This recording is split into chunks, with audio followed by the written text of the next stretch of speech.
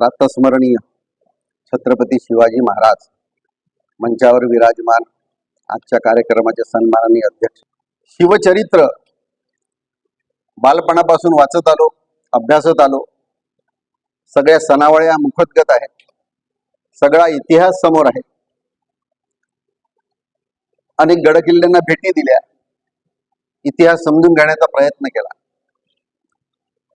छत्रपतींचा जो इतिहास आहे, कोणत्याही मनाला वाचल्यानंतर भुरळ घालणारा इतिहास आहे.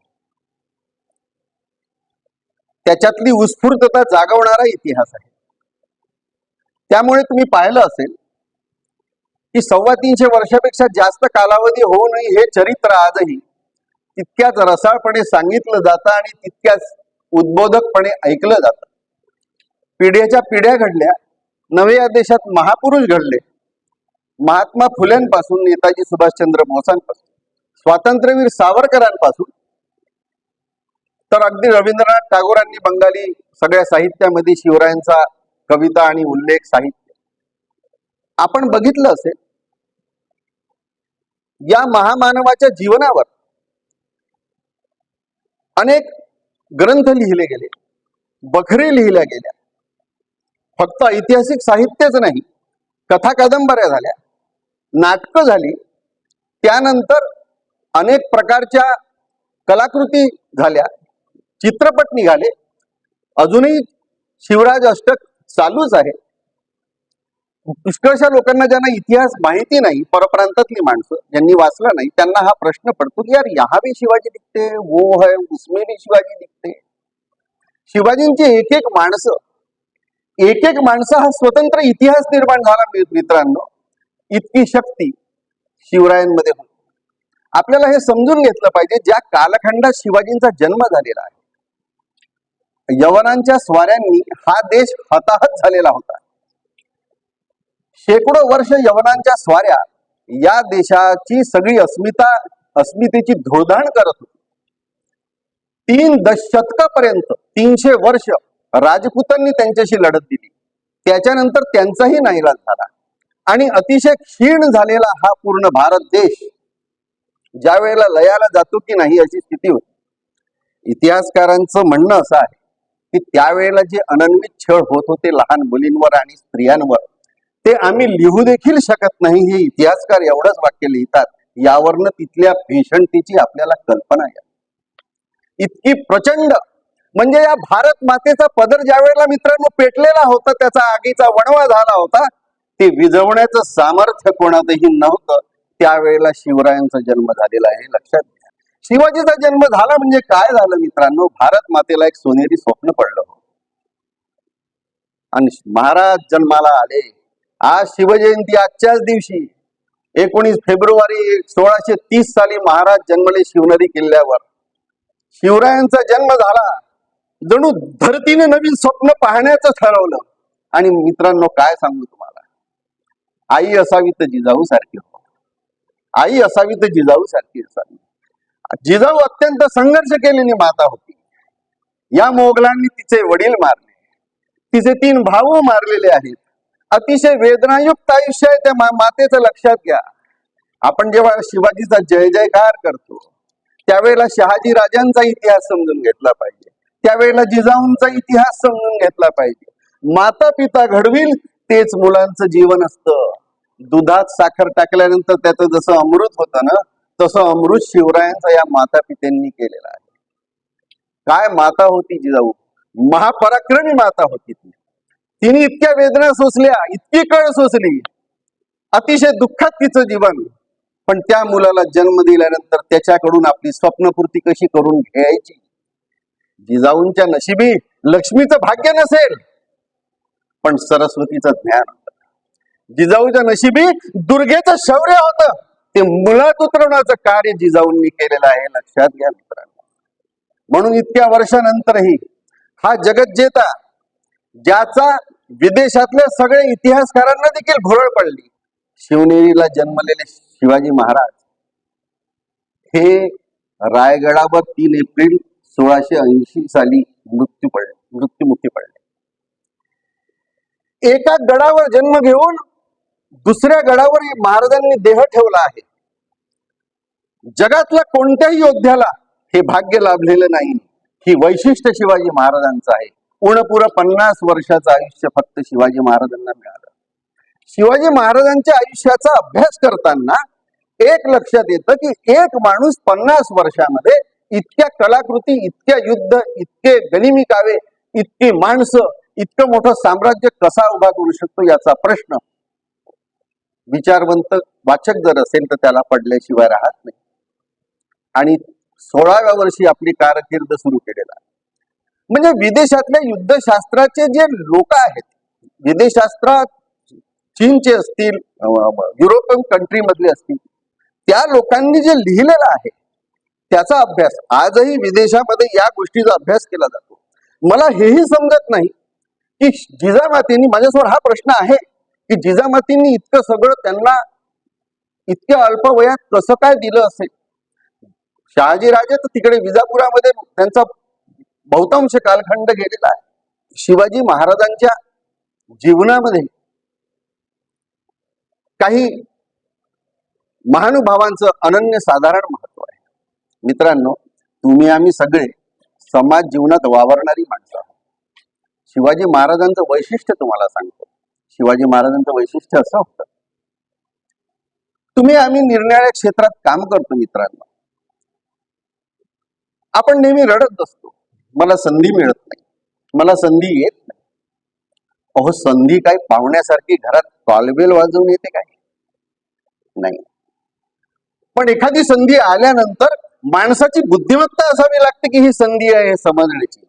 पण त्याही पुढे जाऊन महाराजांची गुणवत्ता अशी होती की महाराजांना वर आलेले संधी तर आलेच नाहीत, जे आरिष्ट आले त्यांचं रूपांतर संधीमध्ये करण्याचं सामर्थ्य महाराजांच्या कुशल रणनीतीमध्ये होतं. महाराज काय नव्हते, महाराज काय होते हे तर आपल्याला माहिती आहे, पण महाराज काय नव्हते. महाराज सर्वज्ञ होते, महाराज कुशल राजनीतिज्ञ होते, महाराज महापराक्रमी योद्धा होते, महाराज गुप्तहेर खात्याचे जनक होते, महाराज देशभक्त होते आणि महाराज सगळं असल्यानंतरही एक लोककल्याणकारी राजे होते. महाराजांचं जीवन हे जनतेला समर्पित होतं. महाराजांचं जीवनाचा आलेख अतिशय सामान्य दिसणारी माणसं, अतिशय सामान्य सहकारी, मग तानाजी असतील, मग नेताजी असतील, मग बाजीप्रभू असतील, येसाजी असतील, कितीतरी माणसं, ही जी माणसं महाराजांनी मोठी केली हे जनसामान्यांचे प्रतिनिधी होते हे लक्षात ठेवा. 18 पगड जातीतून ही सगळी माणसं महाराजांनी निर्माण केली होती आणि ही अचाट कामगिरी महाराजांनी पार पाडली या सहकाऱ्यांच्या भरोश्यावर. ज्याला गुरिला वॉर किंवा गुरिला पॅटर्न म्हणतात, ज्याचा अभ्यास आजपर्यंत विदेशी शास्त्रज्ञ करतात आहे, ज्याला आपण गनिमी कावा म्हणतो. हा गनिमी कावा म्हणजे काय? महाराजांचा जे घोडदळ होत, महाराजांची उत्तम घोड्याची पारख होती. महाराज कितीही व्यस्त असले तरी अरबस्थानातून आणि तुर्कस्थानातून येणाऱ्या घोड्याच्या व्यापाऱ्यांना महाराज पहिले वेळ देत असत. अतिशय उत्तम पारख घोड्याची, घोड्याच्या पाठीवर थाप मारल्यानंतर या घोड्याची धाव, या घोड्याचा वेग समजण्याची क्षमता महाराजांमध्ये होती. हा दैवी चमत्कार म्हणा किंवा हा महाराजांच्या कुशलता म्हणा, पण महाराजांनी हे सगळं अंगीकारलेलं होतं. मित्रांनो, अनेक असे प्रसंग झालेले आहेत आयुष्यातले. सगळे प्रसंग, आता एक एक माणूस हा एक एक इतिहास आहे. एक एक महाराजांचा जो युद्ध आहे हा स्वतंत्र भाषणाचा विषय आहे. महाराजांची युद्धनीती हा स्वतंत्र विषय आहे. महाराजांचं गुप्तहेर खाते ज्याचा प्रमुख बहिर्जी नाईक होते तो एक स्वतंत्र विषय आहे. महाराजांची प्रशासन व्यवस्था स्वतंत्र विषय आहे. महाराजांना किती संकट होती. इकडे निजामशाही, कुतुबशाही जरी तिची शक्ल पडली होती तरी तिकडे आदिलशाही होते. आपल्याला कल्पना नसेल, 750 किलोमीटरचा हा सागरी किनारा ज्याच्यावर पोर्तुगीज, डच आणि इंग्रज टपून बसलेले होते. महाराजांच्या हयातीतच महाराजांना यांच्याशी संघर्ष करावा लागला. त्याच्या पुढे जाऊन तुम्हाला सांगतो मित्रांनो, इतकं सगळं होत असताना शहानशाह औरंगजेब तिकडे आ वासून बसला होता. छोटीशा एवढीशा पुण्याच्या जहागिरीतून एवढं सगळं शून्यातून विश्व निर्माण करण्याचं श्रेय शिवाजी महाराजांना यासाठी जातं की कुठलीही उपलब्धी नसताना एवढ्या काही मावळ्यांच्या भरोश्यावर एवढं मोठं साम्राज्याची सुरुवात करणं हा एक अफलातून प्रयोग होता. जगाने याच्या समोर हात जोडलेले आहे. महाराजांची तुलना जगत जे ते जे योद्धे होऊन गेले, मग त्यात अलेक्झांडर असेल, त्यात नेपोलियन बोनापार्ट असेल, अजून कोणी असेल, त्यांच्याशी केली जाते.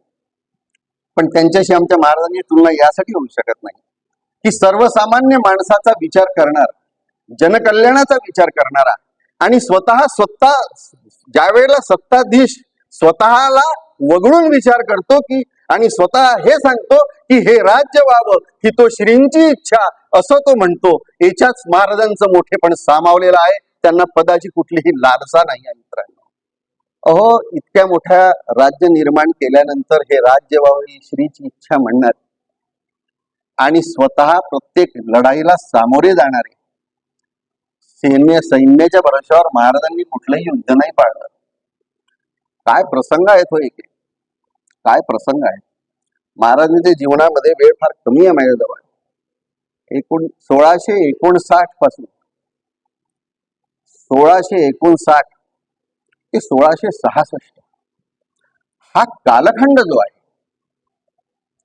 मी एका ज्योतिषाची विरोधाने चर्चा चालू होती शिवचरित्राविषयी. मी म्हणालो, अरे यार, महाराजांना 7.5 तर नव्हती म्हटलं. महाराज हे 7 वर्षाची होती, 7.5 नव्हती असा मी विरोधाने प्रश्न केला. पण काय 7.5 आणि कोणते ग्रह महाराजांना ग्रासू शकतात? काय त्या माणसाचा कलेजा असेल हो. त्याची आवडती पत्नी सईबाई सप्टेंबर मध्ये मरून गेलेली आहे. लहानसं लेकरू आहे, 1.5 वर्षाचं संभाजी राजे. आणि 10 नोव्हेंबर 1659 रोजी अफजल खान विजापूरहून चाल करून आला. काय प्रसंग आहे तो, काय घटना आहे, कोणत्या परिस्थितीत महाराज समोर गेले. अक्षरशः अंगावर काटे आणणारे प्रसंग आहेत. त्यावेळेला स्वराज्य संपुष्टात आल्याची भावना, भीती सगळ्या मावळ्यांमध्ये होती. कारण अफजल खान होता तसा 6.5 फूट उंच, काय ताकद होती त्याची. आणि बडी बेगमनं आदिलशाहीतून त्याला पाठवला होता आणि त्यांनी प्रण केला होता की जिंदा या मुर्दा सिवा को लावूंगा. आणि अफजल खान निघाला. 6.5 फुटाचा तो पोलादी पुरुष, पोलादी सब्बल, आपल्या हातानं वाकवण्याची शक्ती ज्याच्या अंगात आहे, असा ऐरावत महाराजांवर सोडला बडी बेगम. तो जो आला तो मुळातच धुळदाण करत, सगळे मंदिरं फोडत वाईला येऊन थांबला. लक्षात घ्या मित्रांनो, बडी बेगमनं अफजल खान महापराक्रमी होता हे तिला माहिती होतं. अफजल खान जितका पराक्रमी होता तितकाच कपटी होता, तितकाच क्रूर होता. आणि अशाच प्रकारे अनेकांना त्यांनी नेस्तनाबूत केलं होतं. त्यामुळे शिवाजीला हा पकडून आणेल याच्यात बेगमच्या मनामध्ये कुठलीही शंका नव्हती. बडी बेगमला हे देखील माहिती होतं की ज्या वाईमध्ये अफजल खानाला मी पाठवते आहे, त्या वाईमध्ये, त्या वाईच्या पूर्ण वाईचा सुभेदार राहिलेला आहे. त्याला वाईची खडानखडा माहिती आहे. लक्षात घ्या, अफजल खान काही मूर्ख नव्हता. पण एवढं मोठं सैन्य घेऊन आल्यानंतर, वाईला थांबल्यानंतर, त्यांनी जेवढा कळवलं, त्यानंतर महाराजांनी ज्या प्रकारे ती सगळी परिस्थिती हाताळली, आपले वकील गोपीनाथ यांना पाठवलं, त्याच्याशी बोलणी केली, त्याला सांगितलं की मी घाबरलेलो आहे, मी येऊ शकत नाही. आणि ज्या प्रकारे त्याला तहाची बोलणी करायला बोलावलेलं आहे. 4 महिन्यापूर्वीच प्रतापगडला जाऊन आलो. प्रतापगड आणि 4 महिन्यापूर्वी सोबतच तिकडे कोल्हापुरात जाऊन पन्हाळा, गड किल्ले जरूर पहा मित्रांनो, पण गाईड असल्याशिवाय पाहू नका, एवढं माझं तरुण पिढीला सांगणं आहे. कारण गाईड त्याला तो इतिहास जिवंत करतो. अदरवाईज पडक्या इमारती काय तुमच्याशी बोलणार, पण जेव्हा तो इतिहास जिवंत करतो त्यावेळेला ते तुम्हाला समजतं. हिरोजी फर्जंद 40 माणसं घेऊन खाली तिथे ज्या कपारीत बसला होता, ती कपार आता ढळायला लागलेली आहे. आणि त्या ठिकाणी तो जो शामियाना होता, एवढा रंगेल अफजल खान, पण त्यांनी त्याच्या आयुष्यात पाहायला नव्हता इतका देखणा आणि इतका सुंदर शामियाना त्याच्यासाठी महाराजांनी घातला होता. आणि त्याचा खास सरदार सय्यद बंडा त्याच्यासोबत होता. 10 अंगरक्षक ठरले होते. पण तेथे वेळेवर अटी मोडून महाराजांना पूर्ण माहिती होती. वेळेवर अटी मोडून 1,500 बंदूकधारी आणि तलवारधारी माणसं सोबत घेऊन अफजल खान निघाला. शिवाजींच्या जीवनामधला सगळ्यात महत्वाचा भाग असा होता, तुम्हाला सांगतो, महाराजांनी जेही युद्ध केलं ते पूर्ण तयारीनिशीच केलं. महाराजांचं गुप्तहेर खातं इतकं प्रचंड होतं की त्याची कल्पनाच नाही. मोबाईलवर मेसेज बरोबर पाठवू शकत नाही आणि कम्युनिकेट होऊ शकत नाही या काळामध्ये, हे आपल्याला पुष्कळदा दिसतं. तिथे काहीच नसताना माणसो माणसी कर्णोपकरणी कशा प्रकारे सूचना जात असेल, काय इशारे असतील आणि काय झालं. अहो, ज्या अफजल खानाला तिथे आणलं, अफजल खान समोर येऊ दिलं, टर्निंग पर्यंत येऊ दिलं, अशा टर्निंग आहेत पूर्ण. 59 सालातली गोष्ट सांगतोय मी. 1658च्या सुरुवातीलाच प्रतापगड बांधून झालेला होता. प्रतापगडवरची पहिलीच लढाई आहे, लक्षात ठेवा. प्रतापगड बांधलाच तसा आहे. प्रतापगडाचा अभ्यास करा. 7 माचे आहेत. ते ठिकाण आग्नेय टोकावर अशा ठिकाणी होतं की ज्या ठिकाणून खानाची प्रत्येक हालचाल 7ही माचींवरून दिसत होती. 7ही माच्या पहा. आजही इतिहास जिवंत होतो. ते टोक असं होतं, तिथून दुथर्बा जो दुसरा रस्ता हा बंद करण्यात आला आणि पूर्ण तयारीनिशी महाराज गेले. महाराज गेल्यानंतर, जवळ गेल्यानंतर, शामी आल्यानंतर तिथे उभा सय्यद बंडाला बाजूला करायला सांगितलं. सय्यद बंडा बाहेर गेला आणि त्यानंतर महाराजांनी ती जी जागतिक गाजलेली, जशी स्वातंत्र्यवीर सावरकरांची उडी गाजली तशी ही मिठी गाजलेली आहे, लक्षात ठेवा. आणि वर जिरेटोक होता, आत चिलखत होतं, तुम्हाला सगळा इतिहास माहित आहे. खानानं पहिला वार केला. 6.5 फूट उंच होतं शिवाजी महाराज, 5.5 फूट उंचीचे होते फक्त. त्याच्यामुळे त्यांना डोक्यापासून सगळं त्याला न्याहाळू शकत होते. आणि तो वार केल्याबरोबर त्याचा तो वाघनखांनी कोथळा बाहेर काढला. कोथळा बाहेर काही समजायच्या आत तो दगा जसा ओरडायला लागला, तो कोथळा त्यांनी आत घातला. सय्यद बंडा धावला. जीवा महाला तिथे होता. एका झटक्यात त्यानं त्याचं मुंडक छाटलं. म्हणून तिथे म्हण आहे की होता जीवा म्हणून वाचनाची. आणि मित्रांनो, तिचे 10 अंगरक्षक होते. हे 10 अंगरक्षकही मारले. तुम्हाला सांगतो, ज्या पालखीत बसून आले होते अफजल खान, त्या पालखींच्या भयांचे पाय कापून टाकले होते. कल्पना करा, काही क्षणामध्ये हा प्रोग्राम उरकल्यानंतर महाराज गडाच्या पायऱ्या चढूनही वर गेले. इतकी प्रचंड कुशलता होती, इतकी प्रचंड हलकाई महाराजांच्या ठिकाणी होती, आपण कल्पना देखील करू शकत नाही. अफजल खानाची एवढी दुर्दशा झाल्याची बातमी देखील द्यायला, गडाच्या खाली जायला कोणी नव्हता. हा इतिहास आहे, लक्षात. एवढं आक्रीत घडल्यानंतर देखील त्यांच्या दृष्टीनं गडाच्या खाली माहिती देणारा माणूस नव्हता. पूर्ण सैन्य अफजल खान शिवाजीला येतो चुहा आहे तो सांगत होता, हा घेऊन येणारा या खुशीत होतं, मदमस्त होतं. त्यांना काहीही माहिती नव्हतं. थोड्या वेळानंतर तोफेचे आवाज झाले. तोफेचे आवाज झाल्यानंतरही त्यांना आनंद झाला की फतेह हो गई है अफजल खान की, अपने सरदार की फतेह हो गई है. या आनंदात पूर्ण सैन्य होतं. जागोजागी ज्या प्रकारे रचना होती मित्रांनो, अर्ध्या लाखापेक्षा मोठं सैन्य, घोडदळ, हत्तीदळ, पायदळ, हे सगळं होतं. इतक्या मोठ्या प्रमाणात कापण्यात आलेलं आहे. जावळीच्या खोऱ्याच्या जंगलामध्ये जी कत्तल झालेली आहे यवनांची, त्यानंतर मित्रांनो फक्त अफजल खानाचा मुलगा फाजल खान तिथून फक्त पळू शकला. या सगळ्या याच्यात फक्त तो एकटा निसटला, बाकीचं सैन्याची दाणादाण उतरली. ही घटना 12ची वेळ ठरली होती, पण हे सगळं होत, ही अक्षरशः जो मृत्यू झालेला आहे तो 2 वाजताचा झालेला आहे. त्यानंतर काही तासामध्ये सगळे महत्वाच्या लोकांची महाराजांनी मीटिंग केली. त्यांना सांगितलं काय सांगायचं आहे ते. अरे कल्पना करा, जिंदा या मुर्दा घेऊन येण्याची प्रतिज्ञा घेऊन निघालेला अफजल खान स्वतः जिंदा तर नाही, मुर्दाही वापस जाऊ शकला नाही. हे शिवाजी महाराजांचं कर्तृत्व लक्षात घ्या. तिथेच दफन करावा लागला. बारकावे लक्षात घ्या, इतिहासाचे शब्दांचे अर्थ लक्षात घ्या. शब्द वापरून वापरून त्याचा अर्थ गमावून बसतात असं म्हटलं जातं. शिवरायांच्या शब्दांच्या बाबतीत, त्यांच्या इतिहासांच्या बाबतीत ही भूलचूक होऊ नये याकरता म्हणतात. त्यानंतरचे 18 दिवस महाराज झोपलेले नाही आहेत. जेवढा सुपे, शिरवळ, इकडे दापोली, तिकडे सातारा, स्वतः महाराज सातारा आणि कोल्हापूर या दौऱ्यावर निघाले. बाकीचे सगळे माणसं त्यांनी आपापले सेनापती पाठवून दिले. जेवढे सुपे, शिरवळ भागातले जेवढे सुबे अफजल खानानं काबीज केले होते तेवढे सगळे पूर्ण परत वापस मिळवण्यात आलेले आहेत. विजापूरला बातमी जातपर्यंत सगळे गडकिल्ले वापस घेण्यात आलेले आहेत. महाराज सातारा जिंकून, कोल्हापूर जिंकून, पन्हाळा देखील त्याच वेळेला पुढच्या 3 दिवसात महाराजांनी घेऊन टाकला. 18 दिवसात गेलेले सगळे जबरदस्त हादरा बसलेला आहे. जबरदस्त हादरा बसलेला आहे आदिलशाहीला. आदिलशाहीला जो हादरा बसला, आदिलशाहीने फक्त शेवटला प्रयत्न केला. मित्रांनो, काय त्या शिवाजी महाराजांचं आयुष्य होतं ज्या घोड्यावर गेलं. मी राजस्थानही फिरलो. मी राजस्थानामधले गड किल्ले पाहिले. आमेर फोर्ट पहा.